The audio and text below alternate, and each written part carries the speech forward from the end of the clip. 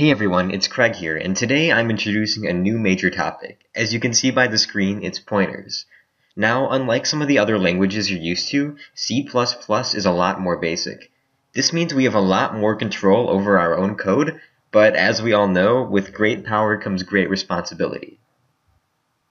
Now, I guess the first question I have to answer is, what exactly is a pointer? And that answer is pretty simple.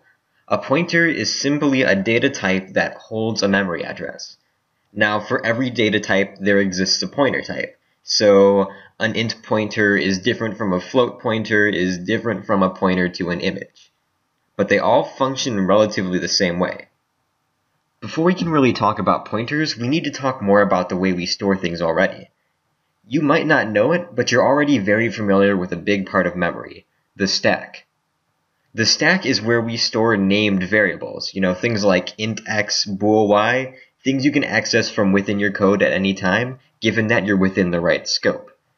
So what we can do is have pointers that point to stack variables. But to do that, we need to be able to grab their memory locations. So you can see right away there are a lot of new things in this piece of code already. That asterisk in the first line is of type integer pointer. And then right after that, we simply declare int a. But right after that, y equals and a, that and sign is a new operator. We call that the address operator. What we're doing is assigning the value of y to be the memory address of the variable a. In the next statement, we use the other new operator associated with pointers. That asterisk, which is different because of its context, is called the dereference operator. What we're doing there is saying, give us the value stored at y. Now, if we didn't have that in there and we wanted to print, what we'd get would be a random string of characters. That would be the memory location of a. Now, admittedly, this isn't very useful. The point of pointers is to save time and space and memory, but all we're doing is pointing to something on the stack that's already relatively small. How useful are stack pointers? Will we see them often? While they do have their uses, we won't really be using stack pointers in CS225, which means you won't be seeing much of that and sign address operator either. We mainly focus on the pointers we'll be seeing soon. Now, something you might not be as familiar with is the heap. The heap is where we store unnamed memory, which you've actually kind of worked with a bit. For instance, arrays. Now, the heap is generally larger in size than the stack, and it's more under direct system control, but the items stored in there are more permanent than the stack, and we'll see this later. Now, what you see in this code here is we declare an integer pointer x and tell the compiler to give us room for one new integer on the heap, and we give it a default value in a sort of constructor-style way. The new syntax makes the system free up a space for us that we control, as opposed to the system doing what it wants in there. Now, in the same way we dereferenced the stack pointer in the previous problem, here we're dereferencing it and getting its value. Now this will point 1. Again, without that dereference, we'd see a memory address, except for this one would belong on the heap. Here's a more complicated example.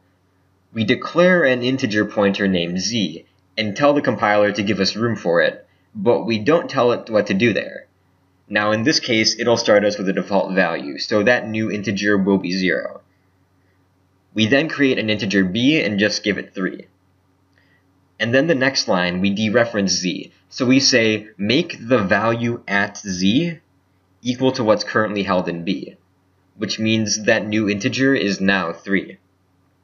But what happens if we increment b? What do you guys think happens? We assign int b to be the value of z, so when we change b, z should change. I think z should be 4. So z is a new integer, and then we assign its value to be b, while b is 3, and then we increment b. So I think that when we print out star z, we're going to get 3 because the value of z was assigned before we incremented b. Well, let's see what happens here. We designate z as a pointer on the heap, and b is a simple integer on the stack. We assign the value of z to be the value b, which means that z points to 3. But because z is a separate thing entirely, we have simply copied the value of b into that new integer location on the heap. This means that when we print the value of z, we will still see 3 because it has been deep copied. However, b will be the one that prints 4. So I guess the next question I need to answer is why. Even with the heap in mind, why do we care about pointers? Well, as I said, pointers can allow us to hold on to heap memory, as you see here. But beyond that, the purposes of this would be, say, we might be able to pass in a pointer into a method as a parameter instead of an entire large object. We can also avoid Stack Overflow more easily by making use of the heap, and as we'll see later, we can create more dynamic items as we move forward. Alright, and for this next one, now that you've got a better idea of what pointers are and how you can start making them, let's see if you can identify what's going wrong in this code. I think this is a trick question. We declare the pointer p and give it a value. There's not much else to it. Something is definitely wrong here. I'm not quite sure where the value of p lives. So let's see what happens. We declare an integer pointer named p, as well as a regular integer q. We assign the value of p to bq. But there's a problem.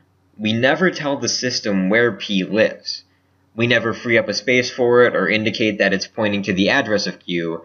We just say, wherever p is and whatever it is, just give it q's value. So we may get the right value in there, and we'll learn more about this later. But the problem is, whatever p is, it isn't under our control because we haven't given it a space ourselves. As I said in the beginning of this video, with this power to move data around and stick it in the heap at our own will, we need to be smart with it and we need to be careful. Pointers are very, very useful, and you'll see that even more moving forward. But you need to make sure you're using them properly.